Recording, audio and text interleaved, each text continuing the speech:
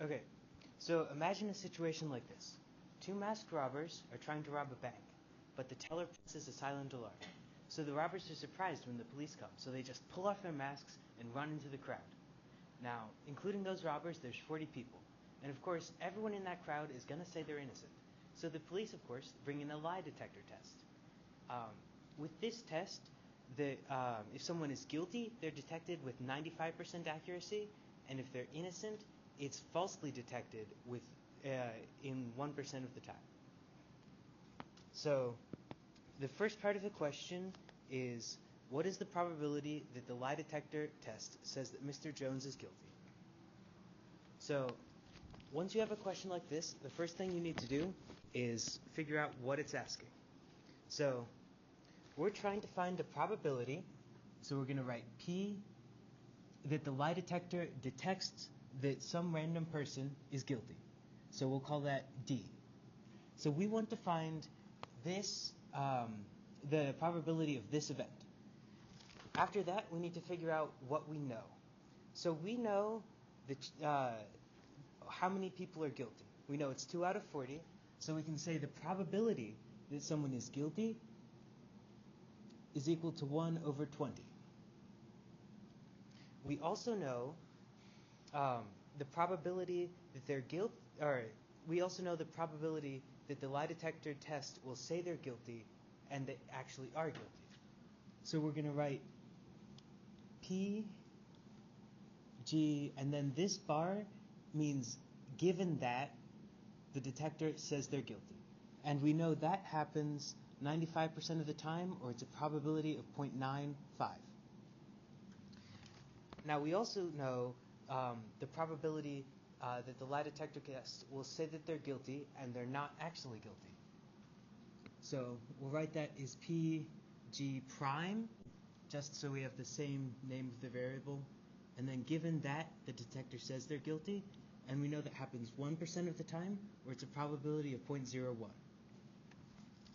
So back to what we're actually trying to find, the probability that someone is guilty.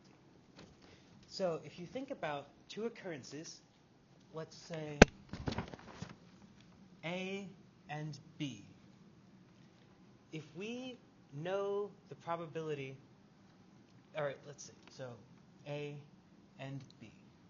If we're trying to find the probability of A, then we can easily break it up into the probability that A happens and B happens, and the probability that A happens and B does not happen. So we can draw it like this. So if we break it up like that, we can say that the probability it says they're guilty is the probability that it says they're guilty and they are guilty. So this is just simple notation for saying and, plus the probability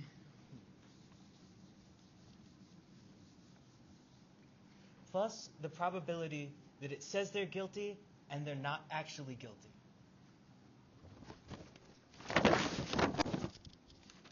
So from here, we still don't know those probabilities, so we need to change it a bit more. Now, back to this diagram, we're trying to find this and this.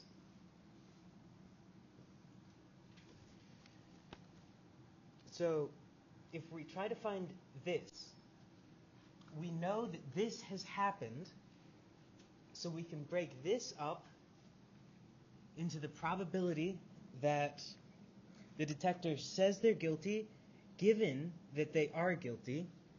But then that's not quite enough, because just because we know that they're guilty and this, it's not quite enough to find the probability of this. So we need to multiply it by the chance that they actually are guilty. And then we can do the same thing over here. So it's plus the probability that it says they're guilty, given that they're not guilty, times the probability that they're not guilty. And we then know the numbers for that, which we can substitute in.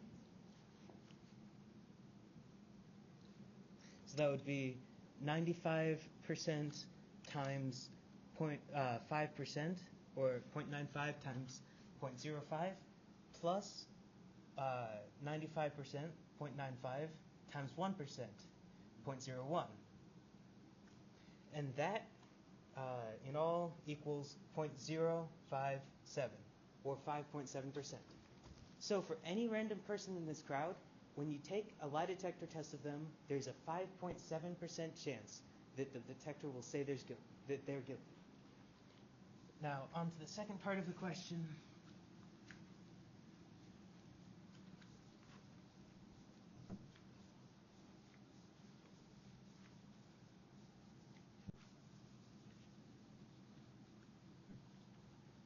So now, since they're going to be using a lie detector test, it's pretty important to know if it says they're guilty, how likely is it that they actually are guilty?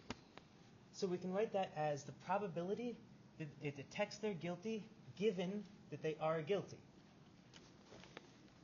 So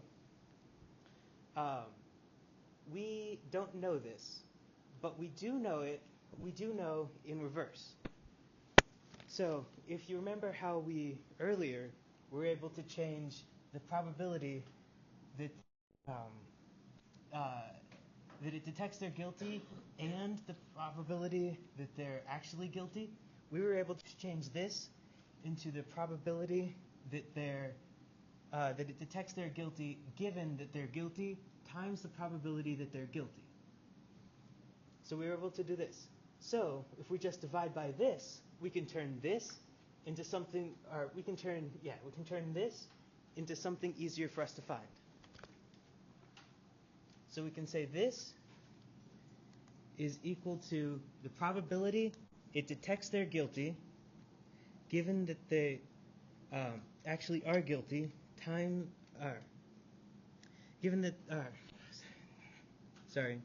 the probability that they're guilty and the probability that it detects they're guilty over the probability that it detects they're guilty.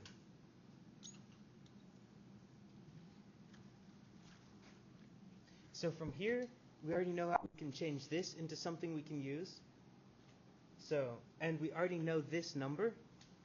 So we can change this to the probability it detects they're guilty, given that they are guilty, times the probability that they're guilty over the probability it detects they're guilty. And you can substitute in the numbers.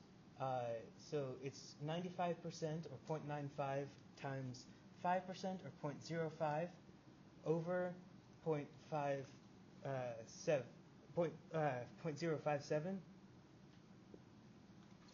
And then that comes out to be 0.83 repeating.